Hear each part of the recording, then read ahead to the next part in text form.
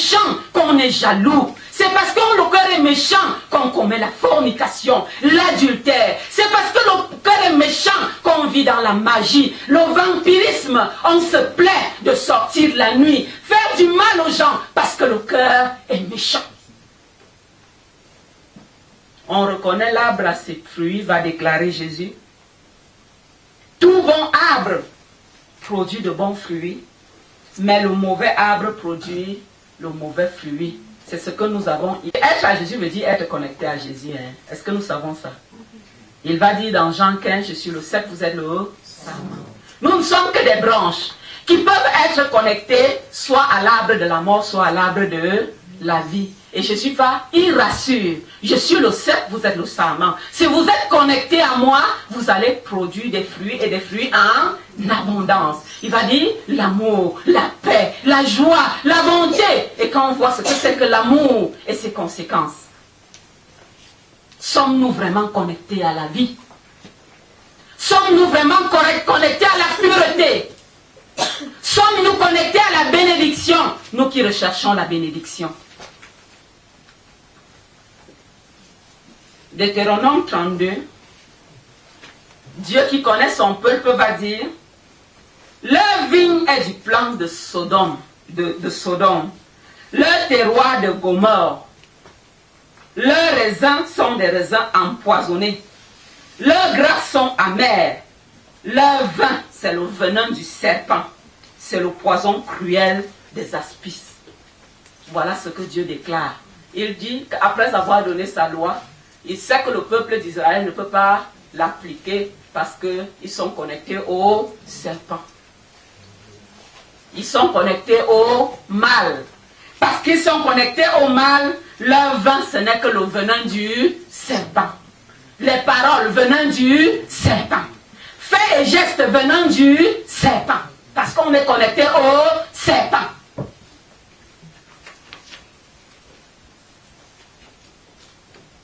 Bien-aimé, en général, le péché rend impur. Et chaque fois, comme nous l'avons dit, lorsque nous violons la loi de Dieu, on se lie aux ténèbres et nous leur donnons le pouvoir légal d'agir dans notre vie.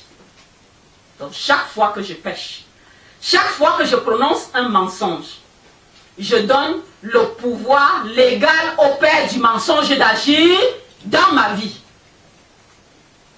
Chaque fois, bien-aimé, que je prononce un mensonge, je déclare à Satan, tu es mon père, et parce que tu es mon père, il a le pouvoir légal d'agir dans ta vie. Si nous le savons, cela nous aidera pour notre bien. Lorsque nous lisons la parole de Dieu, nous voyons que toucher ce qui est impur nous rend impurs. Et lorsque nous lisons dans le livre de Lévitique au chapitre 20, qui parle de la loi de Dieu, nous allons voir que d'une manière ou d'une autre, nous avons péché, nous avons donné accès aux ténèbres dans notre vie. Dieu prononce sa loi. Il va dire, tu n'auras point d'autre Dieu devant ma face. Nous avons vu tantôt que lorsque je pêche, quand je choisis un arbre, c'est pour moi et ma postérité. Mais nous allons voir que parfois nos parents et nous n'avons pas servi le Dieu vivant. Nous nous sommes connectés au mal. Par là même, nous sommes devenus impurs. Toutes les fois, dans Deutéronome 18, Dieu va dire qu'on ne trouve chez toi personne qui fasse le métier de devin, de magicien, d'augure, d'enchanteur.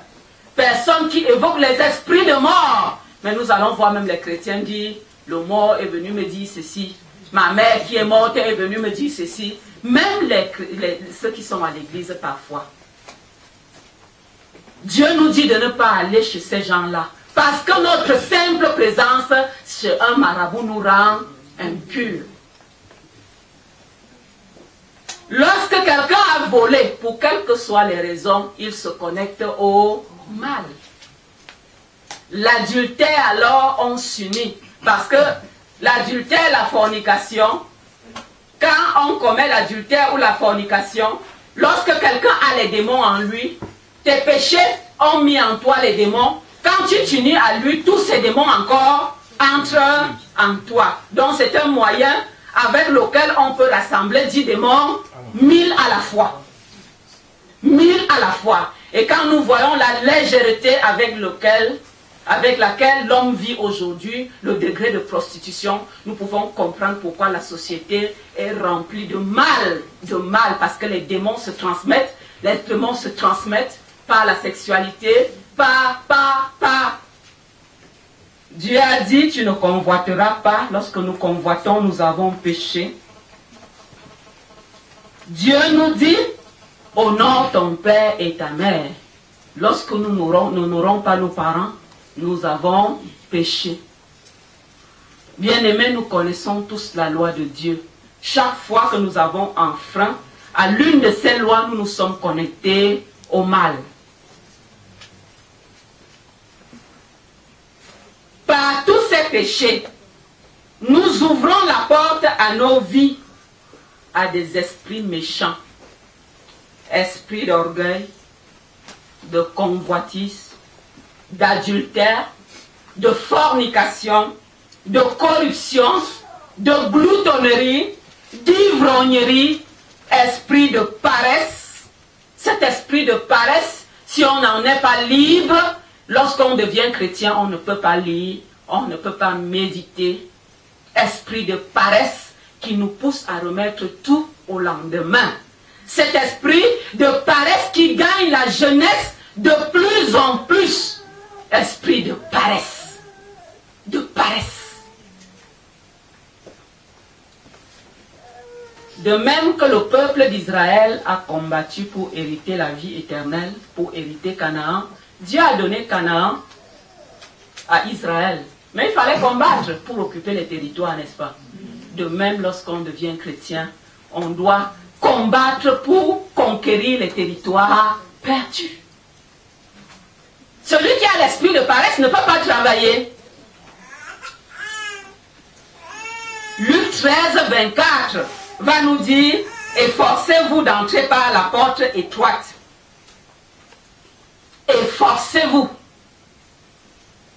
Il y a deux portes, celle qui est étroite, celle qui est large.